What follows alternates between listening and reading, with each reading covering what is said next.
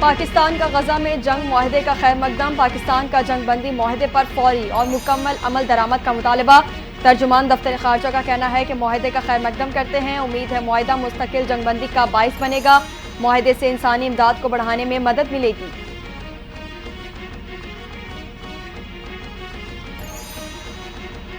سندھ حکومت کا ماحولیاتی آلودگی میں کمی کے لیے بڑا اقدام، کراچی کے سرکاری ملازمین کے لیے ای وی گاڑیاں خریدنے کا فیصلہ۔ سینئر صوبائی وزیر شرجیل میمن کی زیر صدارت اجلاس، سرکاری گاڑیوں سے متعلق 10 سالہ ریکارڈ پیش، بیکار گاڑیوں کی نیلامی 1 ماہ میں مکمل کرنے کی ہدایت۔ شرجیل میمن کہتے ہیں ای وی گاڑیاں خریدنے سے حکومت کو فائدہ ہوگا، پی او ایل کی بچت ہوگی، بیکار گاڑیوں کی نیلامی پوری شفافیت سے ہوگی۔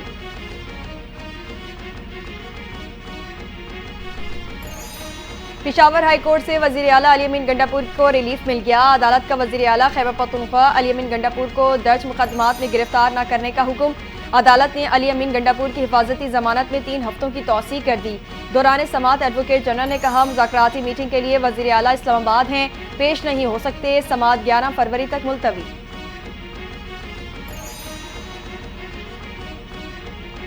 Chairman P T I barrister Gohar کی آرمی چیف سے ملاقات کی تردید، میڈیا سے گفتگو کرتے ہوئے کہا آرمی چیف سے ملاقات نہیں ہوئی، چاہتے ہیں مذاکرات ہو، حکومتی حلقوں سے اس پر بات چیت چل رہی ہے، بات چیت سے ہی مسائل کا حل نکلے گا۔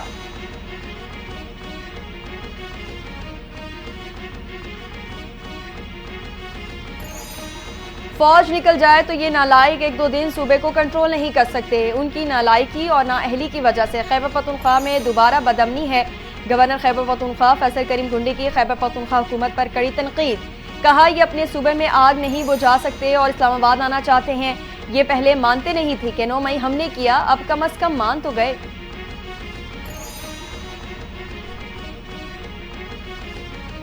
غزہ میں جنگ بندی کے لیے قطر اور مصر کی کوششیں کامیاب، قطری وزیر اعظم کا غزہ جنگ بندی معاہدہ طے پانے کا اعلان، معاہدے کا پہلا مرحلہ 6 ہفتوں پر مشتمل ہوگا، جنگ بندی پر عمل درآمد 3 مراحل میں ہوگا، مرحلہ وار سویلین قیدیوں کا تبادلہ اور جنگ کے خاتمے پر مذاکرات ہوں گے، دوسرے مرحلے میں اسرائیلی فورس کے قیدی حماس رہا کرے گی، تیسرے مرحلے میں اسرائیلی فورسز کا غزہ سے مکمل انخلا اور غزہ کی تعمیر نو پر کام کیا جائے گا۔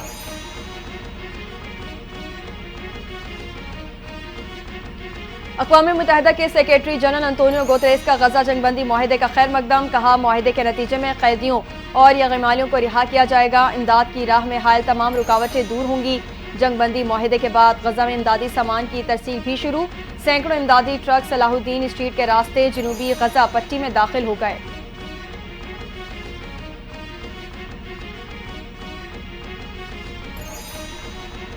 جن کی آنکھوں سے آنسو بہے ہم نہ بھولیں گے نہ معاف کریں گے، تمام مزاحمتی گروپس کے مجاہدین کو سلام پیش کرتے ہیں۔ غزہ میں حماس اور مذاکراتی کمیٹی کے سربراہ ڈاکٹر خلیل کا جنگ بندی معاہدے پر رد عمل، بولے تاریخی لمحے عوام کی جدوجہد اور مسلسل صبر کا نتیجہ ہے، اس کے بعد ایک نیا دور شروع ہوگا، غزہ کی عظیم عوام کو فخر اور عظمت کے تمام الفاظ پیش کرتے ہیں۔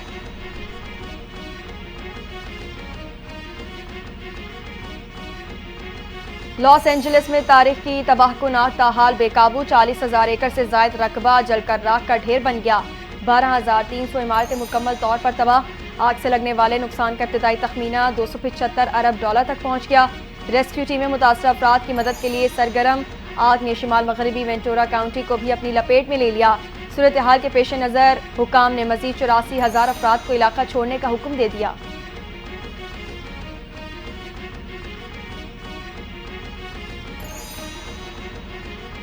اور چین نہیں امریکہ کو دنیا کی قیادت کرنا ہے، چیک اینڈ بیلنس کے نظام نے ہماری جمہوریت کو برقرار رکھا، ٹرمپ انتظامیہ کی کامیابی کے لیے دعا گو ہوں، امریکی صدر جو بائیڈن کا الوداعی خطاب، کہا چند امیر افراد کے ہاتھوں میں طاقت آ جائے اور تو فکر ہوتی ہے، چند لوگوں کے پاس دولت کا جمع ہونا جمہوریت کے لیے خطرہ ہے، کسی بھی صدر کو